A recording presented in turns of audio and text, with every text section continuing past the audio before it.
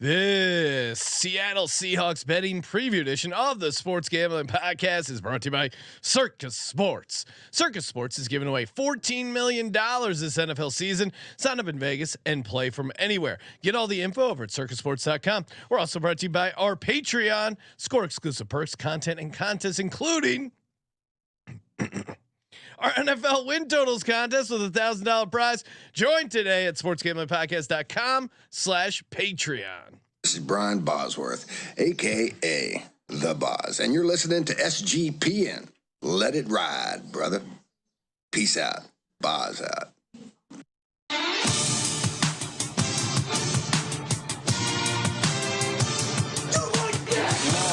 Cox.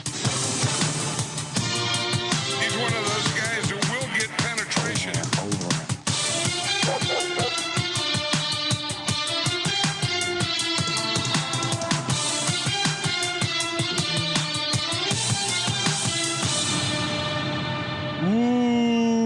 Welcome everyone to the Sports Gambling Podcast. I'm Sean, second the money green with my partner in picks, Ryan, Real Money Kramer. What's happening, Kramer? Shout out to the great sports town of Seattle. I'm rocking my Sea Dragons edition of the XFL Gambling Podcast. Ooh, Ryan, I'm rocking my baby whale shirt, which I know is normally a New England thing. It's a baby fucking whale, man. What Seattle and that Pacific Northwest, great area to do some whale watching. It reminded me of a little nugget I saw. Jim Irsay, who some believe is a horrible owner, is actually he's putting $20 million of his own money up to fly this whale that's in captivity, fly the whale up to the Pacific Northwest and let the whale get released back to its home in the wild. Maybe a good guy, Ryan. That's literally like a movie we would have watched as a kid. Like, that's not possible. They're flying. I thought you were about to fire off a Lizzo joke. I'll be honest. Oh, Ryan, how dare you? That is completely uncalled for. The chat is lit again. Two-a-days we are doing. We're just losing my mind, Ryan. So much NFL football content. We got the Hall of Fame game kicking off tonight. 5:30 Pacific. We did a special bonus episode where we talk Hall of Fame game picks and Week 1 DFS. We'll be live after the game tonight. Live right after the game, so get used to that schedule. Live after Thursday nights. Live after football. Football, sports gambling podcast. Yeah, I mean, come on. Football, what better combo? What better combo? It's like coffee shit. Two pairs made in heaven. Great combo. Thanks. Trevor in the YouTube chat saying great way to spend an hour at work talking Seahawks. LOL. Joe Flow 206 saying go Hawks. Oh, nice. Caw. Dryden saying Seattle, making bacon, checking in all the way from down under, aka New Zealand. Yo, can we, gentlemen, read his comment. Morning. It's a bit cold in the butcher shop today. Brr. Let's pump it up for some football. Do the Jets play and win today? Again, we are on the under. I think we originally gave it out at 34.5. Still like the under in the Hall of Fame game, 33.5. DTR versus Tim Boyle and Zach. If I had to go side, I'm going Cleveland Browns, home dogs. You get a little. I mean, if you're betting a coin toss, why not take the plus 105 coin toss? Yeah, I saw our friends over at Patriot Sports Radio love themselves a little Tim Boyle action tonight. Ooh, all right. Well, tune in and I'll tweet out a DFS lineup. Still tinkering a little bit, but DTR as the captain for sure. You mentioned, I think so. You mentioned New Zealand and making bacon, and shout out to me. I was doing my normal. You know what? And I just did the math. He's literally making bacon because he works at a butcher shop. I never put the 2 and 2 together, Ryan. Oh, that's where the name came from. Yeah, well, because sometimes with dollar signs on the bookings. Yeah, in America, it's like time to get the bacon. It's like kind of an expression for getting that money. But in this case, he's getting that money by literally making bacon. Love it. Steal the bacon, popular children's game in this country. Generally played with a ball, so I don't know where the bacon came from. Really, I feel like we did it with like a burlap sack. Steal the bacon? Yeah, it was just from what I recall, it was a gym class thing where they just put a burlap sack in the middle of a field and just put a bunch of kids around it, and it was just like whoever ended up with the sack at the end of it. Oh yeah, no, I guess I have kind of like a free for all. I generally have more memories of it in the context of like sport practice, like 2 men enter, 1 man leave kind of stuff, like where it's like kind of an Oklahoma drill. we would do like basically there'd be a rugby drill where you'd have 2 lines of people with numbers. They'd call a number. One man leaves with the ball, the other man. I like it. Yeah. So we're talking real football. We are talking real the football. Pointy kind. For the National Football League. Hey, for real quick though, shout out to everyone who signed up for the Patreon. Appreciate your support. You are doing your part in the war against corporate gambling. No Benedict dance here. You know what side of the war you're on. Sean, we really need to figure out anyone who has good military experience, understands ranking systems. Ooh, yeah. We need to have a ranking system that is around contributions, and just like the real military, and experience. So if you know anything about that, reach out to us. Yes, and we need some colonels. We need generals. some badass military music. I mean, the Benedict Dantold stuff is great because we are starting our content revolution. Can I make a suggestion? Sure. And maybe I can send this to. It's probably not going to happen right now, but there's this amazing video of a North Korean march set to like the music from Red Alert. Maybe that's what we use, that rock music. Yeah. It feels very modern warfare. D Bettis in the chat. Hell yeah. I'm a US Marine. Semper Fi, D Bettis. Yeah. If you have some good music, honestly, I feel like we have a lot of military listeners. If you have any music that you guys use to pump yourself up or stuff that, maybe you're going through Hell Week, whatever it is, you get Oh, this is up. it. Holy shit. Well done, Josh. All right, Josh is pulling up. Is this too? Give me some volume. Oh, I know what's going on. It's all right. It's gonna sound better in a second. There we go. No, not as cool as I remembered it. I'll be honest.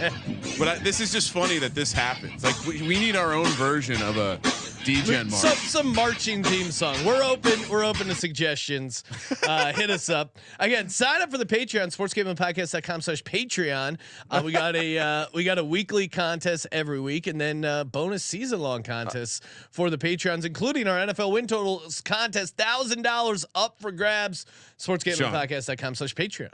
Imagine if Pete Carroll tunes in to our Seahawks preview only to see a North Korean march. He's gonna have so many questions. We're on to you, Pete. Pete, dare we tell that story? Do we start with that story Sure. for the younger folks who never heard about it? So if you're not aware, Pete Carroll likes to ask questions. Yeah. He wants answers to questions that haven't been answered. And it went as far that after they won the Super Bowl, I believe it was a high-ranking member of the military. Yeah, it was like a 4-star general in the Pentagon wanted to have a meal with him, basically because he's a big wig and they won the Super Bowl. He's a fan of the Seahawks, so why not hang out with the coach? Yeah, can I get a tour of the facility?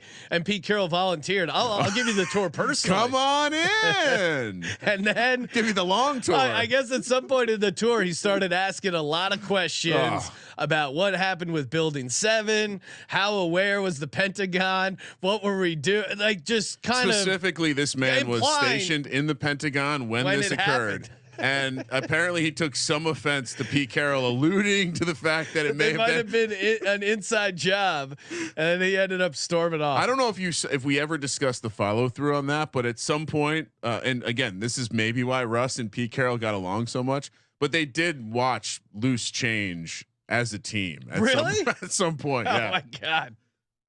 I mean, you gotta love it. Yeah. Got to ask questions sometimes.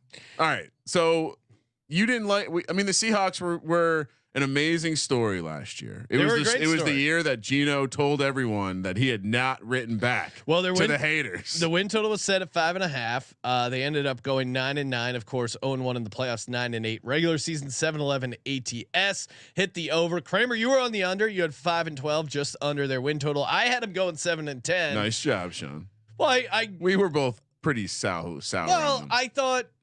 Here's what I thought. I thought they had a decent floor because of Pete Carroll, and because of mostly because of Pete Carroll. The problem is I love Russ. That was the problem last year. Look, I watched the tape. Pete Carroll historically has been a good bet on the win total. Now, obviously, a lot of it was those just year after year Russell Wilson double-digit win teams.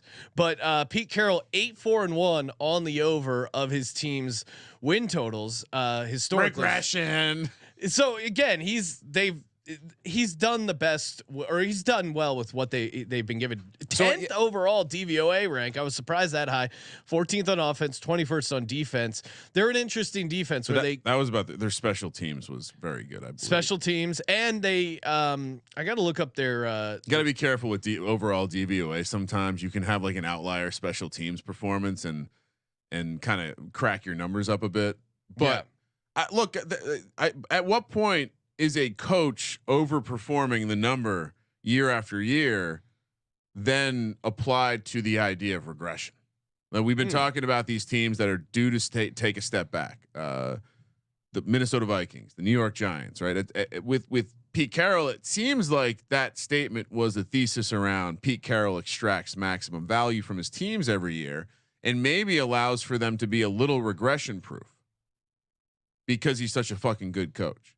The whole league thought the Russell Wilson thing, no one was on his side. Drafting Kenneth Walker, no one was on his side. He was clowned because he's an old guy. Yeah. And yet his team, Geno Smith, I get it. He maybe started fast, and ended slow, but no one expected it. I don't think too many people were making bold predictions about the Seahawks last year. They had gotten all these draft picks. It was a clear rebuild, Sean.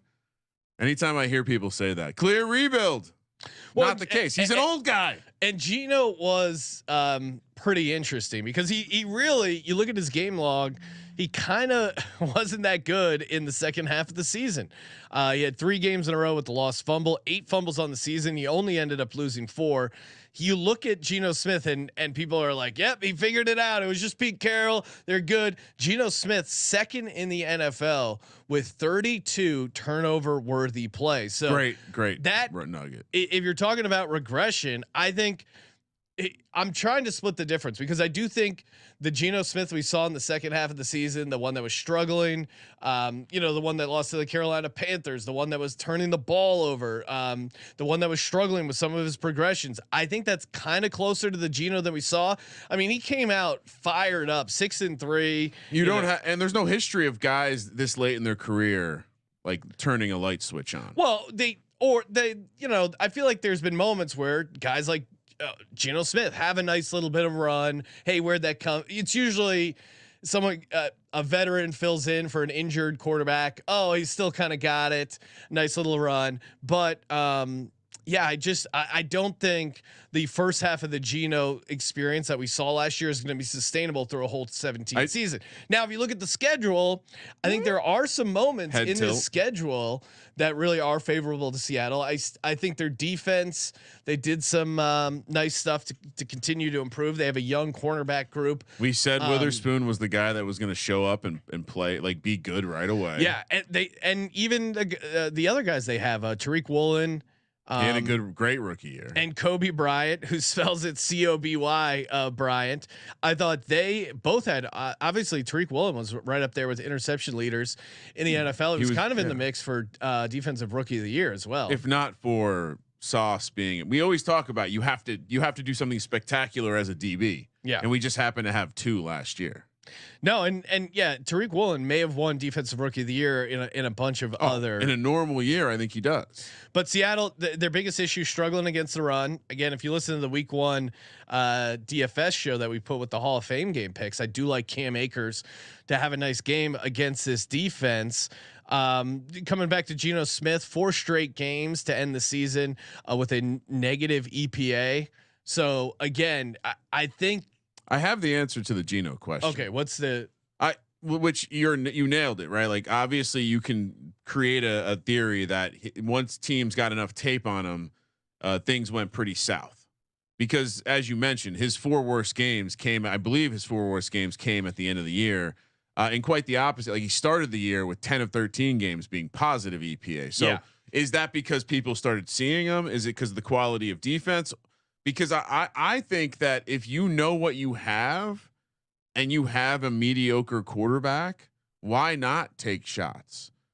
it's like shooting 3-pointers. Like, I mean, Pete Carroll, like, look, they got rid of Russ and they got more aggressive. They went to the 5th heaviest pass rate. That's interesting. Yeah. Why is that? Again, back to that question about Russ. Why is that? Because maybe they were like, fuck it.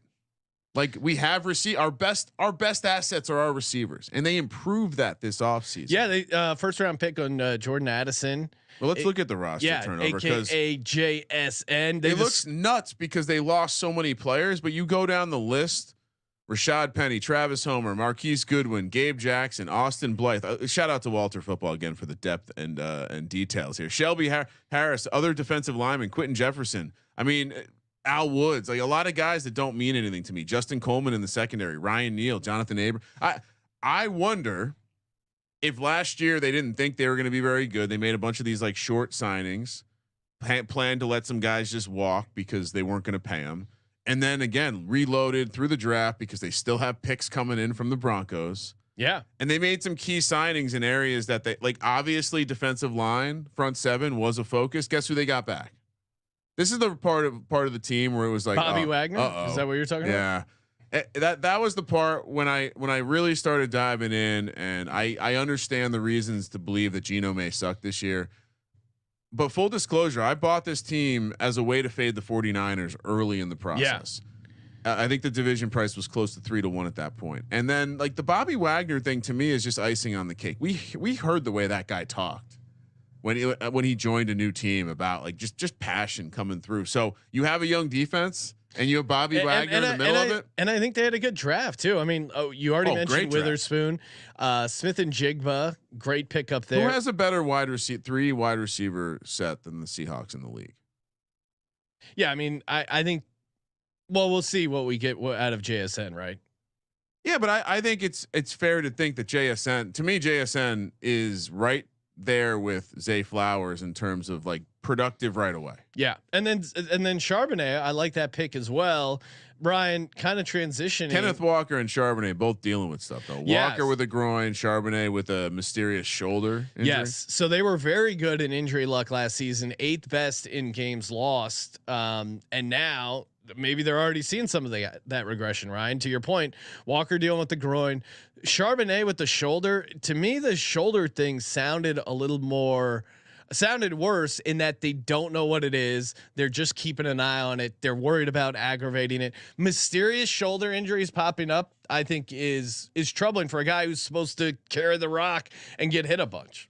Yeah, it's August though. The groin injury, like let him rest. We saw groin. I'm less worried. I'll about. say this: Kenneth Walker has now slipped to a guy that you can draft in the 6th, 7th round of these fantasy drafts. With Charbonnet's mysterious injury and him out with a groin, I'm buying that dip. Yeah, I'm buying Kenneth Walker. And you know what? They're going to have a random other running back too. Well, and that's what as I was doing my Seattle research, Ryan, should we be drafting Kenny McIntosh in best ball? He, by all accounts, he's a 7th round pick. He's making the most. Is he Irish? I don't think so. There's not a lot of Irish running backs in the National Football League. I'll be honest. He's from Fort Lauderdale. I think the guy that you might want we should be drafting because his name keeps coming out of Pete Carroll's mouth. It's DJ Dallas. Okay. DJ Dallas being worked into the pass game. He's interesting. Potentially could be the 3rd down back anyway. McIntosh was just like every training camp article I read while prepping for the article seemed to crowbar in a Kenny McIntosh reference. But I get it. The rookies are new. They're exciting. Yeah, 7th round pick. He's not a lock to make the team. That's also true. But I think probably with the injuries, maybe he ends up making the team. Sure. But yeah, I'm just saying, like if I was taking a shot on someone in that backfield that isn't the 2 big dogs, it's DJ Dallas. Yeah. Offensive line, ETR has them ranked 9th.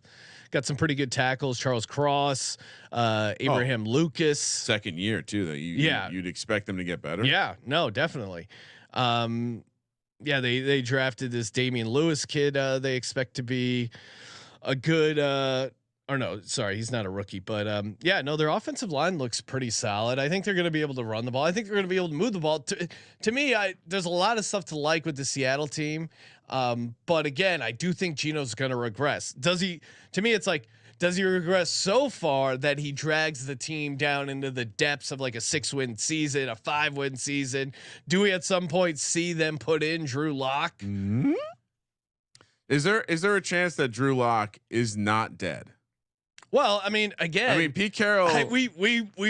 We weren't writing. Everyone wrote off Geno Smith, as we know. He pointed it out. Everyone's also written off Drew Lock. So if you tell me, and producer Josh bringing, of course, Drew Lock, him rapping Jeezy on the sidelines as a Bronco. It's such a funny video seeing him rap on the sideline. They're able to know what song it is and completely sync it. If there is a system that apparently guys who we thought were washed up can come in and look competent. So much drip. Drew Lock might be that guy. I mean, it wasn't, when we did the preview last year, it was like, it might be Drew Lock. It might be Geno Smith. I think I remember breaking down the betting odds, and it was pretty close, like -110 either way for those guys. I think we gave out Geno Smith at some point with basically a -110 price. Yeah. Because people seem to think that Drew Lock had a chance. But put it this way, like I wouldn't be shocked if Drew Lock comes in at some point, and I wouldn't be shocked if he gives them competent quarterback play, considering the weapons they have around him, the running game. Which again, if Walker and Charbonnet are healthy, you got to be super high on them. Obviously, Tyler Lockett getting a little older, but still gives you a bunch of productive reps. I think he's fun in best ball because he's sliding a bit. DK Metcalf. Producer Josh pointed out that DK Metcalf never missed a game in his NFL career. I mean, you remember that play of him running down, who was it? The Arizona Cardinals, Budda Baker, on that almost pick six. That was that just shows you the kind of dog you got going for him. One last nugget here before we dive in, Ryan. For me, this scheduled nugget had me kind of leaning towards the over. We'll see when we go through it, but on 4 separate occasions, opponents will be playing in Seattle on a second leg of a back-to-back road game. Now, obviously, Seattle's super tough place to play, so these trends seem to make sense. Since 2000, teams playing in Seattle on the second leg of a back-to-back road game are just 19-28 ATS with a -4.7 ATS margin and 10-38 straight up. So that is a real gift from the scheduling gods. Is that good? Well, that's unlike the Giants who question Roger Goodell and are dealt with 3 road Spitting games. That bitch's face. Nothing happens bad to the Seattle Seahawks. Insulting the way that they treat the schedule like this is the WWE, Sean. This is the National Football League. It's the National Football League. Over under set at 8.5. Make playoffs is -120. Miss playoffs +100. Division +195. Conference 13-1, and the Super Bowl 35-1. Dun, dun, dun. Tell you who's Super Bowl's actually going to be in Las Vegas this year. You know what else is in Las Vegas? Circus Sports and their amazing contest where they're giving away $14 million guaranteed. $8 million in the Circuit Survivor, $6 million in the Circuit Millions. If you're listening to this show and the NFL music coursing through your veins and the thought of winning millions of dollars picking NFL games against the spread, if that doesn't get you excited, nothing in this world will.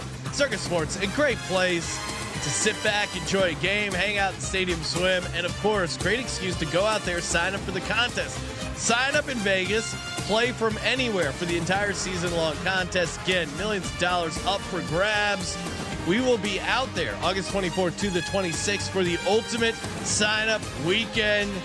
Fun time, shake our hand, crack some cold ones. Like Ryan said, we will help you with your week 1 Circuit Millions or Circuit Survivor play. Perfect, you and the buds get together, go in on a group entry. So many ways to play, so many ways to win. CircuitSports.com for all the details. CircuitSports.com. Oh, I can't wait to make that first week Survivor. It's going to be such a sweat considering who we lost last year. Any early thoughts, Ryan, on the Survivor pick week 1? I know we're going to do an entire episode mapping out the Survivor. Are we? Yeah, that was a fun episode. All right. Unless I'll put that on the schedule. Unless the fans don't want amazing NFL content. I mean, do we get cute? Well, do you want a cute pick or do you want to? What's a cute pick? A cute pick is the Steelers. I was gonna say that too. No, here we go. Let's we can work. Titans week 1 on the road at New Orleans. Broncos at home against the Raiders. I love that. Love that. Or maybe we say Broncos week 2 for their matchup against the Commanders. That's a great spot. Colts. I mean, sorry, Jags. Oh, Jags. Fade the Colts. All right. I'm scared of the Jags. I don't want anything. Colts are horrible starting week 1, but that could be a Frank Reich thing. I haven't decided. The news stories are already coming out about how Anthony Richardson is showing that he needs some refinement in some of the elements of playing quarterback. Well, we didn't talk about it in DFS, but Jags defense could be interesting against the Colts. Oh, Travis Etienne, Jags defense is in some of my lineups already. Very good call out there, Sean. Schedule? Yeah, let's do it. Okay. And again, have we spoken about a team that has a bye in week 5 yet? I don't know that we have. Early bye week. I don't know if it's good or bad. But to start the season, I think it's bad. Divisional game against the Rams, big spread. At Lions, Panthers at home, at Giants on Monday Night Football, cross country trip near the scene of the crime. Pete Carroll could be taking some excursions to go check out. I did miss your Panthers. I'll make sure I want to get that. Pay the fuck attention. I think Rams are a live dog week 1, assuming Cooper Kupp is healthy. I think that's actually a tricky spot for them. I think at Lions, they actually match up okay with the Lions. By the way, the Cooper Kupp injury apparently is not a big deal. No, SGPN football doc has been convinced it's not major, but something to keep an eye on. I think they're gonna get the home games, right? Well, like I said, I think I don't know if they cover. I think Rams are a live dog in that game. I don't disagree, but I think they take care of business here. McVay has Shanahan on deck. He's always got an eye for Shanny. And so, yeah, I'll say they win. The Lions. They could beat the Lions, Panthers, and Giants, and they have a shot against the Rams. Are you prepared to go 3-1 here? Yeah, I'm actually gonna go. Well, all right. So which game? Seattle has the Detroit has the mini bye, but coming off the Kansas City game. Now, yeah, that's true. I also just who are these of those teams who are really good at turning over quarterbacks? I don't know if I see any in particular. I think the Rams are kind of interesting because it's a division game. But I think 3-1 kind of makes sense. Yeah, and back to kind of like you said, looking at the defenses they're going to go against, it's not exactly the toughest start. So I do think they're going to have an opportunity here to go 3-1. 3-1. I'm going 3-1 too. Which optimism into the bye week again? Fast starts for Geno. Yeah. Then we come out. Maybe he's writing some letters during the bye week at Cincinnati. This is maybe when the Bengals start to turn it up. Then they have Cardinals at home, Browns at home, at Ravens. Something that hasn't been happening a lot with these teams towards the bottom is how many games they're favored in. Yeah. We're through 8 games. They've been favored in 4. So it's kind of interesting. And these are some teams matchup wise, like the Ravens in Baltimore. That's a super tough spot for them. I think at Cincinnati as well, I think is tough for them. Road games in general are pretty tough. Yeah. I mean, two non-conference road games against good teams. I mean, obviously I think they beat the Cardinals, but even the Browns, Nick Chubb versus that Seattle defense, which I still think could have some issues stopping the run. So you and that's the Cleveland game is one of those back-to-back road spots we discussed earlier. All right. So then I'll 2-2. I will have them going 2-2, but I think matchup wise, that's a tough matchup for them. And then we got the Commanders coming to town, which maybe they're the Redskins at this point. Then at Rams. 49ers on Thanksgiving. Ooh, which I don't think anyone asked for this, but cool. I'll watch it. And then at Cowboys on Thursday Night Football. So full week there for that Thursday night game. This is really tricky because the 49ers, their physicality on defense really gave Geno some problems. And this is also and then Cowboy on the road Thursday night games. I'm always going to lean home team. However, you do get the full week and it is the Cowboys, but again, you're coming off the 49ers game. So that could be a letdown spot for them. And it's kind of weird too, because not to get too far ahead, but it's like Niners at Cowboys, Niners at home. So wait, I think we're missing one of these. No, I went Commanders at Rams, Niners, and then at Cowboys. No, I know, but I'm just saying the schedule grid has Niners both games as home. Oh, I see what you're saying. One of those is obviously the road. Jesus Christ. Oh my God. The Thanksgiving game's on the road. So Seattle's at home for Thanksgiving, road for the next one. So, okay. So yeah, at Commanders, at Rams, 49ers on Thanksgiving, Cowboys on the road on Thursday night. This is I'm going to say 1 and 3. I'm just going to say 1 and 3. Yeah. I think they split with the Rams. Because those are some tough defenses. Maybe. The Rams, I guess, could be that could be a spot for the Seahawks, depending on how the Rams season is going at that point. And even the Commanders, the tougher defense, definitely going to give them some trouble there. But yeah, 1 and 3 is right. I think.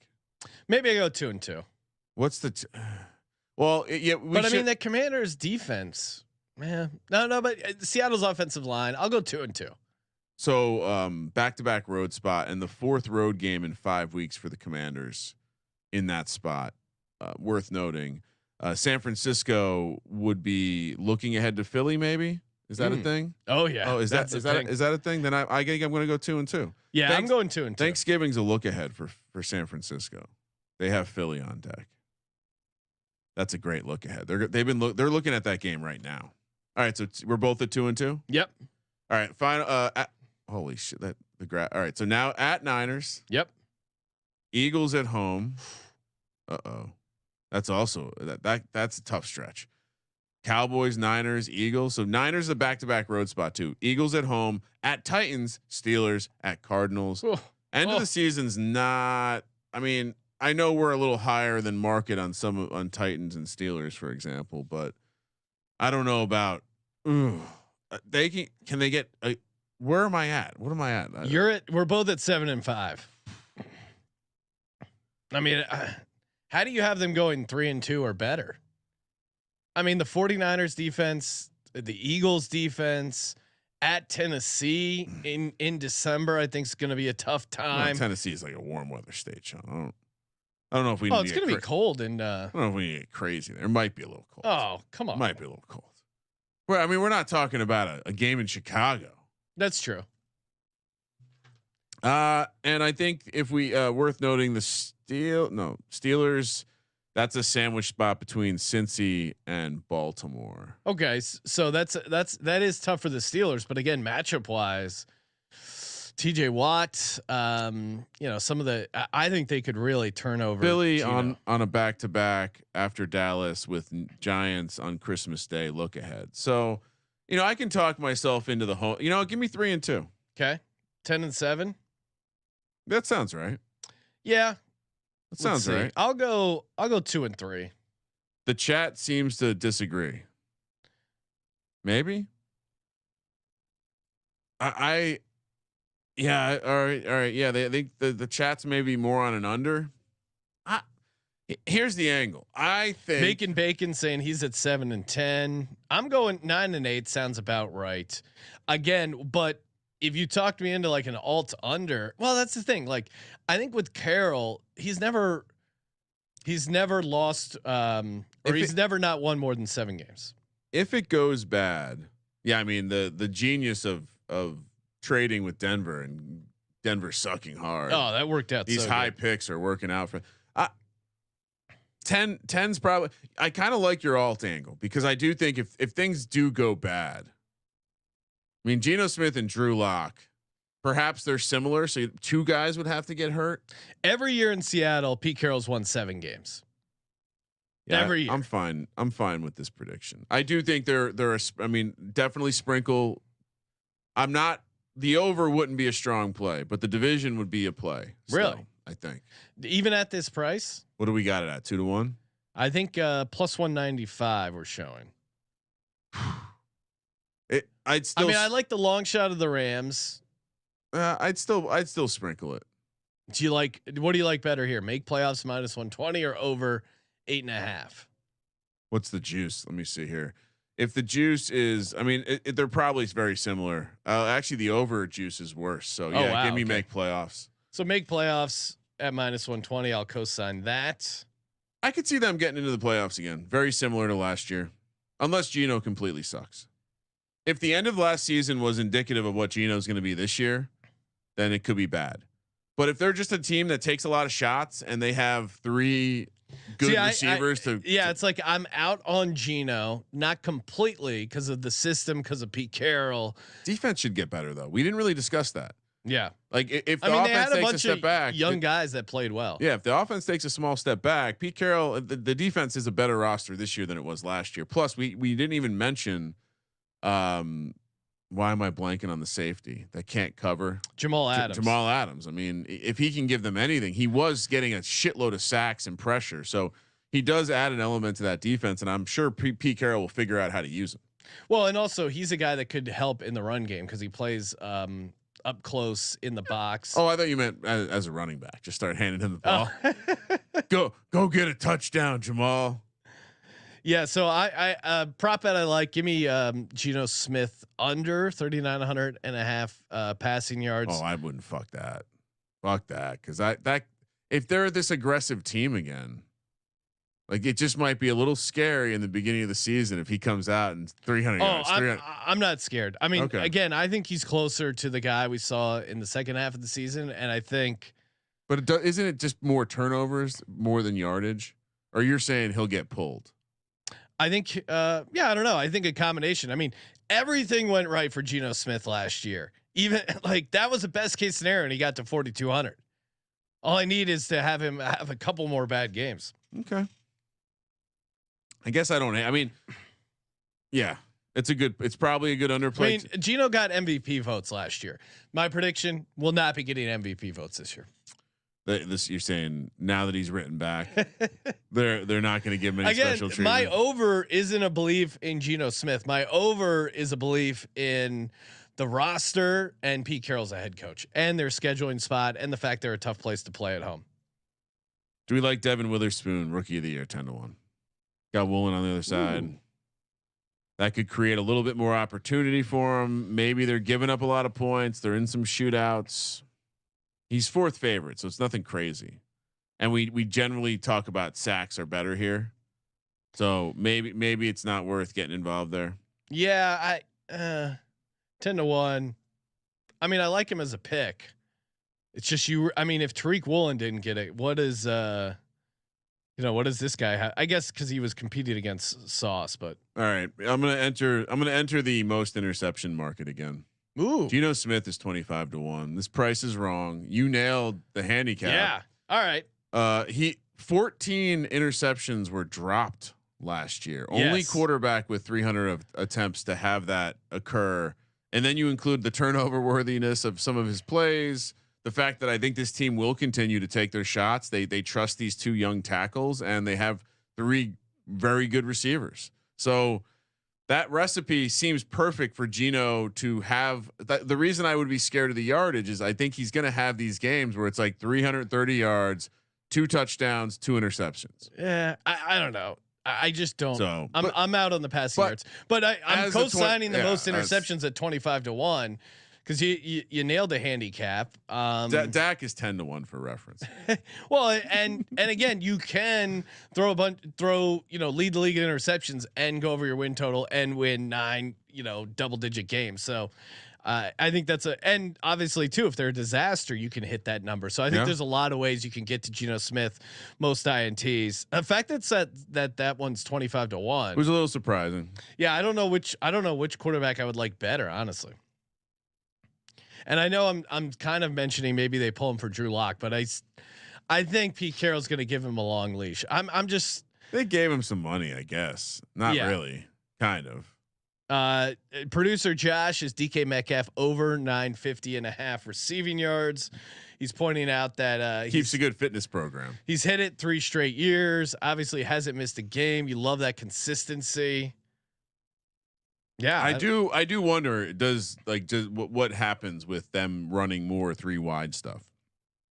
Because I mean, we didn't really talk about this either, but that potentially could end up aiding in Geno Smith's. Like, they just didn't have the third guy last year, and so maybe the way that they want to spread it out, I believe they run that McVayian offense where ideally they're lined up in that 13 personnel. So, yeah, I don't know. I certainly wouldn't.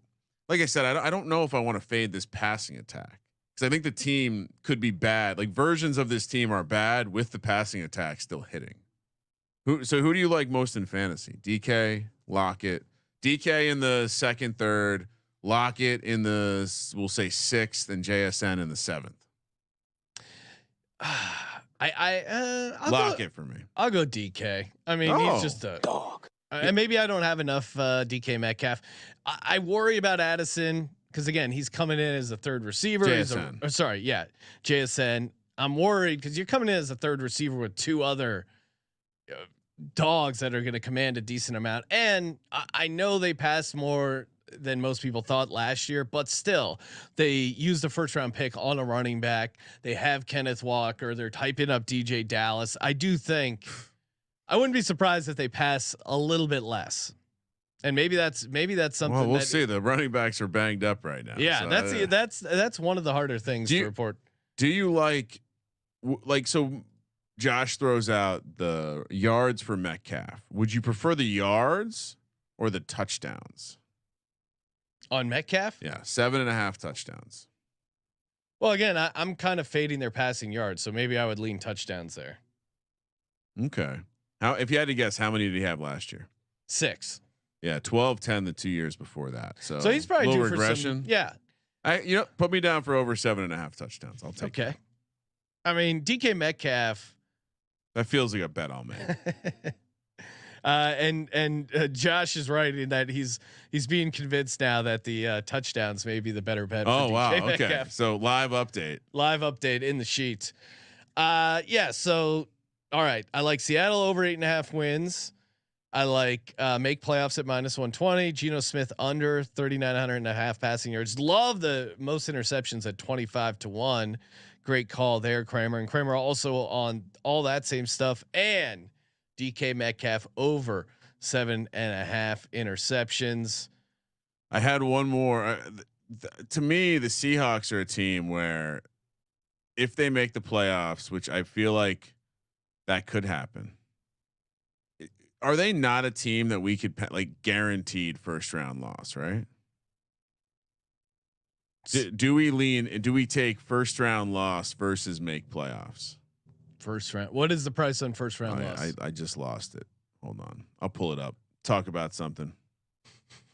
Get in there, Sean. Well, I do think, again, I like their chances to make the playoffs, but again, are they going to be coming in like them with the home game? If they come in, winning the division and they have a home game, I wouldn't like them necessarily to lose that 1st game. Again, I think we're not as high on the 49ers because they don't have a quarterback. The market is all in on them being the one that's the roster's so good. Roster's so good. What roster? San Francisco. The roster's so good. Quarterback doesn't matter. It doesn't matter. It doesn't matter that Brock Purdy, his arm is super sore. I mean, he's fine. But Trey Lance looks great. By the way, you want to trade for him? Like throwing lasers. It's so obvious. Trey Lance looks amazing. What do you 3rd round pick? Okay. Well, we could be talked into that. Oh yeah. What I mean, I just don't the Trey Lance thing. I can't wait to talk to Katie about it because she's, God bless her, is not one of the Trey Lance stands that are just blindly supporting Trey Lance in this. Yeah, it's one of the good things about her. Yeah. I mean, 49ers, I'm sure she's high on them. She's going to talk herself into the fact that Brock Purdy is ahead of schedule. The Purdy thing, he was the last pick in the NFL draft for a reason. I know we were Brock hard for him, but where did he go to school, Sean? Oh, don't tease your most likely DJ because he's an Iowa State product, Ryan. And we know everyone loves betting on it. I mean, it appears like that's the only thing to do in Iowa is just bet on the team you're playing on all the time. It's so great. All right, Kramer, shall we? Everyone's favorite time. It is the MLD, aka the guy most likely to bet on the NFL and thereby get suspended by the league. Kramer, you have the honors. All right, so let's stay on the topic of our Seahawk God. Honestly, if they wanted to nickname DK Metcalf the Kraken, I would co-sign that. That's a Kraken sound effect. That we can. I thought it was Shakira, but that works as well. Listen. This is a man that publicly, you ever have that buddy that you know he makes his Venmo transactions public? Yeah. And you're like, why the fuck are you doing? Like you're if you're Venmoing your wife, we don't need to know about that. Like if you're sending a girl named Ashley $1,500 with an eggplant emoji and a water squirt, that's not smart. Yeah, he's one of those guys who will get penetration. So neither you can set. This is to everyone on my Venmo transaction feed, which sometimes, you know, you talk about you're bored, you're scrolling the Venmo feed is just it's a wild ride. It's like, oh, okay. Girl I went to high school for some reason is on this feed paying this other guy I knew from high school that's not her husband. Well, it's very weird. People, you can set we need to let athletes know you can set your Venmo transactions to private. Everything private. Use Signal as a messaging platform. I got lots of advice for these guys. Happy to speak at the rookie symposium. Oh yeah. DK Metcalf is a man who publicly wears a pacifier as a mouth guard, and it's tough to make fun of him because he's into stuff. He said, "Fuck it, I'm going to run the 100-meter dash because why the fuck not?" And oh, by the way, I'm going to try to get a foursome on the internet publicly where people can see. And let it leak out into a space where now people know you're into trying out new stuff. Yeah. So we combined all those little bits. I 100% think that DK Metcalf is the type of guy that would let someone else use his phone, download an app, load money on it, and start wagering on football games. This is an absolute low bar. You've done too many boneheaded things in the public. I think you're actually a dumb guy. And again, going for the threesome. Okay. Is it threesome or foursome? But a foursome suggests that there's going to be maybe a wild card in there. That sounds like too much work. It's a joker. Like three makes sense. What's the fourth person doing? So like a tag team event? I don't know what's going on. Holding the pacifier? Putting in your bets? What's going on? Changing your diaper? Who knows how deep he goes into the baby If thing. DK Metcalf had a valet that wore a top hat and held his pacifier, would you be surprised? No. Yeah. I mean, that sounds like something P. Diddy would do back in the day. I think this could be one of those things like you assume DK Metcalf's going to get busted for taking a supplement where he goes, I didn't know. I just bought it from the store. It's over the counter. I didn't know what I put in my body. Instead, it's going to be I didn't know who was using my phone to place that wager. I lost it in an Uber. That's my prediction. Ryan, I went deep. Yes, Not I appreciate how deep you going. I did forget about the foursome story though. That was a great story. It made me laugh. Remember that was the reason him and Russ didn't get along. He was too freaky for Russ. My MLD is no other than the man who didn't write back Mr. Geno Smith, a man who literally bet on himself. I know what you're thinking. Oh, Sean, that's kind of a surface level take, Geno Smith, or is it? If you recall, Geno Smith was a man who had his jaw wired shut because he was knocked out in a Jets practice and got his jaw broken by a teammate. Now, I dug a little deeper. This is from August 11, 2015 from Boomer Esiason. Quote, bottom line, if you owe somebody money, pay your debt. Don't be surprised if you get punched in the face if you don't. So Geno Smith owed a gambling debt to one of his teammates, refused to pay, and got his jaw broken. If that isn't a degen, I don't know what is. You give this kid a nap, he's going to be in over his head in no time. And it was great because Boomer Esiason, someone wrote back to Boomer Esiason, Boomer, do we actually know it was a gambling debt? Is there any reporting that suggests this? And he goes, that's why you got Boomer. So Boomer is the source for the story on Geno Smith getting knocked out, having his jaw broken for a gambling debt. That is an MLD, Ryan. You reminded me of the story of Nate Robinson, like butt ass naked, jumping on some tall, like 7-foot center's back because he owed him money. Similar situation. Maybe don't mess with Nate's money. Don't mess with Nate's money. Just don't mess with the finances, right? No, you keep that out of the locker room. Pay your debts. Hey, thank you as always for tuning in. sportsgamblingpodcast.com/Patreon. Real quick recap of the bets. I got them going 9-8. Kramer 10-7. We're both on over 8.5 wins, make playoffs at -120. Both like Geno Smith, most interceptions 25-1. I like the under on his passing yards. Kramer likes the DK Metcalf over 7.5 touchdowns.